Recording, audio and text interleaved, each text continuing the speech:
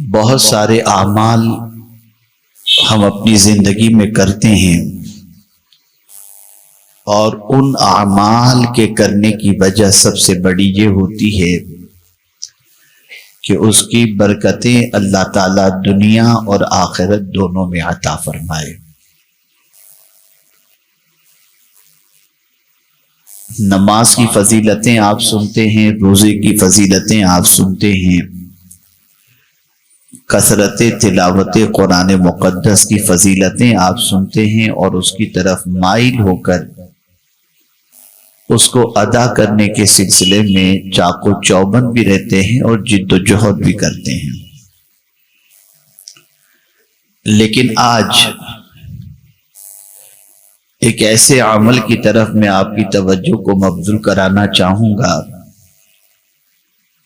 جس عمل کو آقا کریم صلی اللہ تعالی علیہ وسلم نے دعوت و تبلیغ کے میدان میں سب سے پہلے اپنے وجود کو منوانے کے لیے رسول اعظم صلی اللہ علیہ وسلم نے اس وصف کے حامل خود ہیں، اس کا اعلان حضور نے دوسروں سے کروایا، اور خود کتنے بڑے عامل تھے اس کا اندازہ آپ اسی سے لگا سکتے ہیں کہ دشمن بھی حضور صلی اللہ تعالی علیہ وسلم کے اس وصف کے گن گاتا ہوا دکھائی دیتا ہے۔ اور میں یہ سمجھتا ہوں کہ دور حاضر میں مسلمان اس عظیم وصف سے بالکل پیچھے ہو چکا ہے، بلکہ اس کی زندگی میں ناپید ہے یہ وصف۔ اس لیے یہی مسلمان جو کل تک قابل اعتماد تھا، یہی مسلمان جس کی آبرو اور عزت دنیا کے دوسرے لوگ کیا کرتے تھے، آج اس وصف سے مسلمان کے خالی ہو جانے کی وجہ سے اب یہ مسلمان نہ مسلمانوں میں قابل اعتماد رہا نہ غیروں میں قابل اعتماد رہا۔ وہ وصف کون سا ہے؟ تو آقا کریم رؤوف الرحیم علیہ التحیۃ والتسلیم نے ارشاد فرمایا، علیکم بالصدق، سچائی کو لازم پکڑو، ان الصدق برٌ، کہ بے شک سچائی نیکی ہے۔ اور یہ کیسی نیکی ہے، اس کا فائدہ کہاں تک پہنچتا ہے، اس کو میں قرآن و حدیث کی روشنی میں آپ کی سماعتوں کے حوالے کروں گا۔ لیکن اگر ہم دیکھیں کہ انسان سچائی کا دامن کہاں چھوڑتا ہے اور جھوٹ کی طرف کہاں چلا جاتا ہے،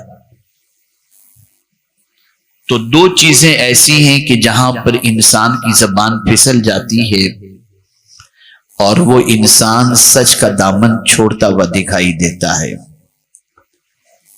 پہلی چیز مال اور دوسری چیز بیٹے۔ آپ دیکھیں مال کی محبت اگر انسان کے دل و دماغ کے اندر رچ بس جائے اور مال مال مال صبح سے لے کے رات تک اس کے ذہن کے اوپر چھایا ہوا رہے، تو پھر آپ دیکھتے ہیں کہ انسان تجارت کے میدان کے اندر جھوٹ کا سہارا لیتا ہے، ملازمت کرتا ہو تو جھوٹ کا سہارا لیتا ہے، وعدہ کرتا ہے تو جھوٹ کا سہارا لیتا ہے۔ تو مال ایسی چیز ہے کہ اگر اس کی محبت انسان کے دل کے اندر رچ بس جائے تو انسان کی زبان پھسلنی شروع ہو جاتی ہے اور مال کے سلسلے میں انسان جھوٹ بولنے کا کام شروع کرتا ہے۔ جیسا کہ آپ مارکیٹ کے اندر آج دیکھ سکتے ہوں گے کہ آج کا مسلمان کاروبار کرتا ہے تو سب سے پہلے قسمیں کھا کر کے کاروبار کرتا ہے۔ آپ یقین مانیں میں اس کی قسم کھا کر کہتا ہوں میرا اتنا ہی فائدہ ہو رہا ہے۔ یہ ساری چیزوں کا سہارا آج کے مسلمان کو لینا پڑتا ہے۔ آقا کریم صلی اللہ علیہ وسلم نے ارشاد فرمایا جھوٹ بولنے سے مال تو بک جائے گا لیکن برکت ختم ہو جائے گی، برکت ختم ہو جائے گی۔ تو مال ایسی چیز ہے جس کے لیے انسان جھوٹ بولتا ہے، اور اسی کے ساتھ بیٹوں کے لیے جھوٹ بولتا ہے۔ اگر اس کے پاس بیٹے ہیں تو بیٹے کے لیے نہ جانے کتنے جھوٹ کے وہ سہارے لے گا، اور نہ جانے کیا کیا وہ پاپڑ بیلتا ہوا نظر آتا ہے۔ لیکن قرآن نے واضح لفظوں میں فرما دیا جس مال اور بیٹے کے لیے تم جھوٹ بول رہے ہو نا، یہ مال اور بیٹے قیامت میں تمہیں کام نہیں آئیں گے۔ یوم لا ينفع مال ولا بنون، قیامت کے دن نہ مال نفع پہنچائے گا نہ تمہیں بیٹے نفع پہنچائے گا۔ اور قیامت کا دن وہ دن ہے کہ جتنی عبادتیں ہو رہی ہیں زیادہ تر ان عبادتوں کی غرض و غایت یہی تو ہے کہ ہماری آخرت اچھی ہو جائے، لیکن ہم بہت ساری ضروری چیزوں سے اپنی نظر کو اس طریقے سے ہٹائے ہوئے ہیں اور اس کو معاشرے کے اندر وہ درجہ دے کر رکھیں جیسے اس کی کوئی اہمیت ہی نہیں۔ لیکن اس کی اہمیت کو اللہ نے اپنی کتاب کے اندر واضح طور پر فرمایا، رسول رحمت صلی اللہ علیہ وسلم نے اپنی احادیث کے اندر واضح طور پر فرمایا، اور اللہ کے رسول صلی اللہ علیہ وسلم نے اپنی آئیڈینٹی، اپنی شناخت اور اپنی پہچان اس عظیم وصف کے ذریعے کرائی۔ آپ دیکھیں وہ مال جس کے لیے انسان بہت کچھ کرتا ہے لیکن وہ مال قیامت میں کام نہیں آئے گا۔ اللہ فرماتا ہے یوم لا ينفع مال ولا بنون۔ تو اب اللہ عز و جل سے پوچھیں کہ ہم مال کو تو ترک کر دیتے ہیں لیکن سچ کو ترک نہیں کرتے، سچ بولتے ہیں، مال کاروبار کرتے ہیں، سچ بولیں گے بھئی جو ہے وہ ہے آپ کے سامنے، اتنا ہی ہم کو نفع ملتا ہے، یا نفع کا تذکرہ کیے بغیر آپ کو یہ دام میں مال لینا ہے تو لیجیے، نہیں لینا ہے تو کوئی بات نہیں۔ کہیں بھی جھوٹ کی ہم آمیزش نہیں کرتے، ملاوٹ نہیں کرتے، اور سچائی کا دامن تھام کر کے ہم تجارت کرتے ہیں۔ تو اب یہ تجارت کیا اس سے ہمیں مال میں نفع ہوگا؟ اگر آپ نے سچ کا سہارا لیا تو یہ سچ صرف زمین کے اوپر نفع نہیں پہنچائے گا بلکہ یہ سچ میدان محشر میں بھی نفع پہنچائے گا۔ تاکہ حدیث مبارکہ میں ان الصدق بر، بے شک سچ نیکی ہے، اور یہ کیسی نیکی ہے؟ ان البر یہدی الی الجنہ، یہ جنت تک لے جانے والی نیکی ہے، یہ نیکی جنت تک لے جاتی ہے۔ اسی طریقے سے قرآن مقدس میں رب قدیر جل جلالہ نے فرمایا یوم ینفع الصادقین صدقہم، قیامت کے دن سچ بولنے والوں کو ان کا سچ نفع عطا فرمائے گا۔ جس قیامت کے دن مال کام نہیں آئے گا، بیٹے کام نہیں آئیں گے، اس قیامت کے دن اللہ کے رسول اللہ عز و جل ارشاد فرماتا ہے سچ بولنے والوں کو ان کا سچ نفع عطا فرمائے گا۔ یہاں سے یہ بات سمجھ میں آئی کہ سچائی کوئی معمولی نیکی نہیں ہے، بہت بڑی نیکی ہے، بہت بڑی نیکی ہے۔ آقا کریم رؤوف الرحیم علیہ التحیۃ والتسلیم نے ابھی اعلان نبوت نہیں فرمایا، اور اعلان نبوت نہ فرمانے کے پہلے رسول اعظم صلی اللہ تعالی علیہ وسلم معاشرے کے اندر اپنی آئیڈینٹی، اپنی پہچان، اپنی شناخت جس عمل کے ذریعے کروا رہے ہیں وہ عمل ہے، وہ وصف ہے صادق الوعد الامین۔ دشمن بھی حضور صلی اللہ علیہ وسلم کو اس لقب سے جانتے تھے کہ مصطفیٰ جان رحمت صلی اللہ علیہ وسلم سچ بولنے والے، وعدے کی وفا کرنے والے اور امین ہیں۔ یہ رسول اعظم صلی اللہ علیہ وسلم کی آئیڈینٹی تھی، شناخت تھی، پہچان تھی۔ اور جتنے بھی انبیاء کرام علیہم الصلاۃ والتسلیم اس فرش گیتی پر تشریف لائے اور خود رب قدیر جل جلالہ نے اپنی بات کا تذکرہ کیا تو قرآن کہتا ہے وَمَنْ أَصْدَقُ مِنَ اللَّهِ قِيلًا، اللہ عز و جل سے سچی بات کس کی ہو سکتی ہے؟ یعنی سچائی اتنا عظیم وصف ہے کہ رب قدیر جل جلالہ اپنی شان بیان کرتا ہے تو یہ فرماتا ہے اللہ عز و جل سے سچی بات کس کی ہو سکتی ہے؟ اور رسول اعظم صلی اللہ تعالی علیہ وسلم اور جتنے بھی انبیاء کرام علیہم الصلاۃ والتسلیم تشریف لائے، سب کے حوالے سے قرآن نے جو عظیم وصف کا ذکر فرمایا، صدیقا نبیّا، معاشرے کے اندر جب تک مسلمانوں کا اس وصف سے تعلق تھا اور اس وصف کے مسلمان حامل تھے تو یہ مسلمان دنیا کے اندر وقار اور عزت اور آبرو کے ساتھ اپنی زندگی گزارتے ہوئے نظر آتے۔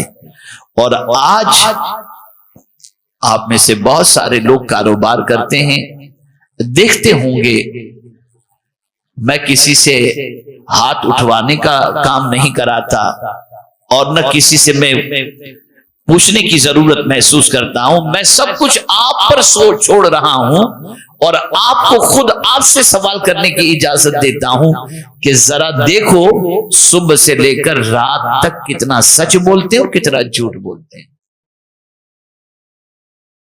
آپ زندگی میں اس عمل پر عمل کر کے دیکھیے اور یہ طے کر لیجئے کہ میں سچ کے علاوہ کچھ نہیں بولوں گا، جھوٹ کبھی نہیں بولوں گا، چاہے کچھ بھی ہو جائے۔ تو میں یقین کے ساتھ کہتا ہوں کہ انشاءاللہ العظیم سب سے بڑی دولت جو اللہ آپ کو عطا کرے گا وہ یہ ہے کہ آپ کے سینے کو سکون سے بھر دے گا۔ اور تھوڑا سا اور آگے بڑھ کر کے عرض کروں، جھوٹ بولنے والا خدا کی نظر سے بعد میں گرتا ہے، خود کی نظر میں پہلے گر جاتا ہے۔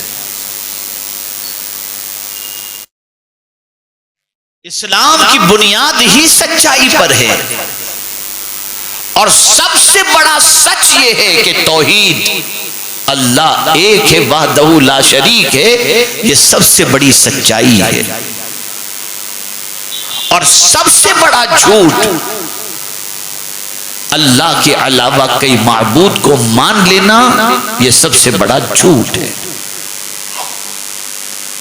اب آپ دیکھیں اللہ کے رسول صلی اللہ تعالی علیہ وسلم اپنا انٹروڈکشن کراتے ہیں تو کس طریقے سے کراتے ہیں، اپنا تعارف کراتے ہیں تو کس طریقے سے کراتے ہیں؟ آقا کریم صلی اللہ علیہ وسلم اپنے دادا کی طرف اپنی نسبت کرتے ہوئے کہتے ہیں انا ابن عبد المطلب، میں عبد المطلب کا بیٹا ہوں، پوتا ہوں۔ اور پھر اس کے بعد کہتے ہیں میں کاذب نہیں ہوں، میں جھوٹ بولنے والا نہیں ہوں۔ یہ خود حضور اپنا انٹروڈکشن لوگوں کے سامنے کرا رہے ہیں۔ یہاں سے یہ بات واضح طور پر سمجھ میں آئی کہ ایک مسلمان کی ذمہ داری یہ ہے کہ وہ سچ کے دامن کو کبھی بھی نہ چھوڑے۔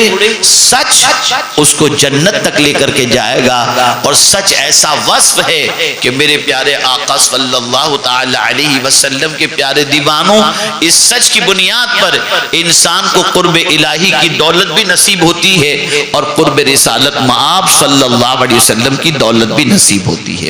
میں آپ سے پوچھتا ہوں آج کی ماؤں کا حال الگ ہے، اور جب ماں غوث پاک کی ماں جیسی ہو تو پھر کیا کہنا۔ آپ ذرا سوچیں، سیدنا غوث الثقلین رضی اللہ المولا تبارک و تعالی عنہ حصول علم کے لیے نکل رہے ہیں، جیلان کی سرزمین سے بغداد کی سرزمین کی طرف اپنی ماں سے عرض کرتے ہیں ماں مجھے کچھ نصیحت کرو، تو قربان جائیے ماں کی عظمت پر۔ اس ماں کی نگاہوں میں قرآن کتنا بسا ہوا تھا، اس ماں کی نگاہوں کے اندر رسول اعظم صلی اللہ علیہ وسلم کا ارشاد کتنا بسا ہوا تھا، اس ماں کی نگاہوں کے اندر اس وصف کی عظمت کتنی زیادہ تھی اس کا اندازہ لگائیں کہ ماں اپنے بیٹے سے صرف ایک بات کہتی ہے اور وہ یہ کہتی ہے بیٹے بس میں تجھے ایک ہی نصیحت کرتی ہوں، کبھی بھی جھوٹ نہ بولنا، جب بھی بولنا تو سچ بولنا۔ ماں نے نصیحت کی۔ ڈاکوؤں کا دورہ تھا، یوبی بغداد کے ڈاکو بڑے مشہور تھے، تو آپ جانتے ہیں ماں اپنے بیٹے کو کچھ پیسے دے کر روانہ کرتی ہے، اسے چھپا کر کے اس کا ایک کپڑے کے اندر اسے چھپا کر کے اپنے بچے کو دیتی ہے تاکہ کسی کی نظر نہ پڑے اور کوئی وہ پیسے لے نہ لے۔ اللہ اکبر، بچہ روانہ ہوتا ہے۔ غوث پاک رضی اللہ المولا تبارک و تعالی عنہ آج کے دور کی طرح نہیں کہ فلائٹ کا ٹکٹ بک کرائے بیٹھے اور چل دیے، اپنی پرائیویٹ کار لیے بیٹھے اور چل دیے۔ اس زمانے میں قافلے نکلتے تھے اور اس قافلے کے ساتھ یہ قافلہ بغداد جا رہا ہے، چلو اس قافلے میں شامل ہو گئے، تو لوگ قافلے کی شکل کے اندر بغداد مقدس جا رہے تھے، تو بغداد شریف کی طرف جو قافلہ جا رہا تھا اسی قافلے کے اندر غوث پاک رضی اللہ تعالیٰ عنہ شامل ہو جاتے ہیں۔ اور آپ جانتے ہیں کہ راستے میں ڈاکوؤں نے حملہ کیا، سب کا مال لوٹ لیا۔ غوث پاک رضی اللہ تعالیٰ عنہ سے جب پوچھا تمہارے پاس کچھ ہے تو تھا تو صحیح، جھوٹ بولتے تو مال بچ جاتا، لیکن ماں کی نصیحت یاد آ گئی کہ ماں نے کہا تھا بیٹے جھوٹ نہ بولنا۔ برجستہ ڈاکوؤں سے کہتے ہیں ہاں میرے پاس ہے، 40 اشرفیہ موجود ہے۔ ڈاکوؤں کو حیرت ہوئی اور پھر اس کے بعد دیکھا گیا تو واقعی مال نکلا۔ ڈاکوؤں کے سردار تک بات پہنچائی گئی، پوچھا گیا اے نوجوان تو نے اپنا مال چھپایا کیوں نہیں، جھوٹ کیوں نہیں بولا؟ تو برجستہ میرے غوث نے فرمایا کہ میں اپنی والدہ سے وعدہ کر کے نکلا تھا کہ جھوٹ نہیں بولوں گا، بس ڈاکوؤں کو یہ خیال آیا کہ ماں سے کیا ہوا وعدہ تو غوث پاک نبھاتے ہیں، ہم خدا سے کیے ہوئے وعدے کو بھول جاتے ہیں۔ غوث پاک کا ہاتھ اپنے ہاتھ میں لیتے، ان کے ہاتھوں پہ توبہ کرتے، اور اسی وقت اس سچ بولنے کی برکت سے اللہ نے ڈاکوؤں کو توبہ کی توفیق نصیب فرما دی۔ یہ ہے سچ۔ زندگی میں کبھی بھی آپ اس کو دیکھ لینا، آپ دیکھیں آقا کریم رؤوف الرحیم علیہ التحیۃ والتسلیم کی بارگاہ میں ایک شخص حاضر ہوا اور عرض کرتا ہے یا رسول اللہ صلی اللہ علیہ وسلم مجھ میں تقریباً برائیاں موجود ہیں، کوئی برائی ایسی نہیں جس کا تذکرہ انہوں نے نہ کیا ہو، یہ ساری برائیاں مجھ میں موجود ہیں، سب برائیاں چھوڑنا میرے لیے مشکل ہے، مجھے آپ ایک کسی برائی کو چھوڑنے کے بارے میں فرما دیجئے، میں اس پر عمل کرنے کی کوشش کروں گا۔ تو آقا کریم صلی اللہ علیہ وسلم نے ارشاد فرمایا آج سے تو جھوٹ کبھی نہیں بولے گا، جب بھی بولے گا سچ بولے گا، اس کا وعدہ کر۔ اس نے وعدہ کر لیا۔ صحابہ کو حیرت ہوئی کہ اتنے سارے گناہ کی بات اس نے کی اور ایک نصیحت کی بات کی، تو سرکار نے صرف سچ بولنے کی بات اسے فرمائی۔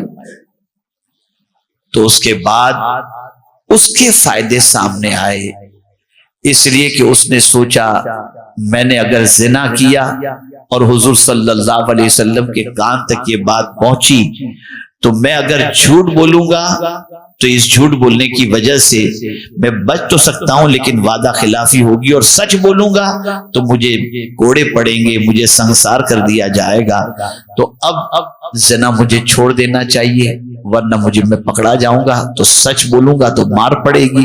اس طریقے سے تقریباً گناہوں کے بارے میں اسے خیال آیا کہ یہ جرم کروں گا اور سچ بولوں گا تو کہیں سنسار، کہیں ہاتھ کاٹنے کا مسئلہ، کہیں کیا، اس طرح سے مجھ پر حدیں بھی جاری ہوں گی اور مجھے اذیتیں بھی پہنچائی جائیں گی اور میں پریشان ہو جاؤں گا۔ 15 دن کے بعد حضور صلی اللہ علیہ وسلم کی خدمت میں حاضر ہو کر وہ عرض کرتے ہیں سرکار آپ نے ایک عمل کی بات کیا بتا دی، میں نے اس پر عمل کیا تو ساری برائیوں سے اللہ نے بچنے کی توفیق عطا فرما دی۔ یہ سچ کا فائدہ۔ امیر المؤمنین خلیفۃ المسلمین سیدنا صدیق اکبر رضی اللہ المولا تبارک و تعالی عنہ،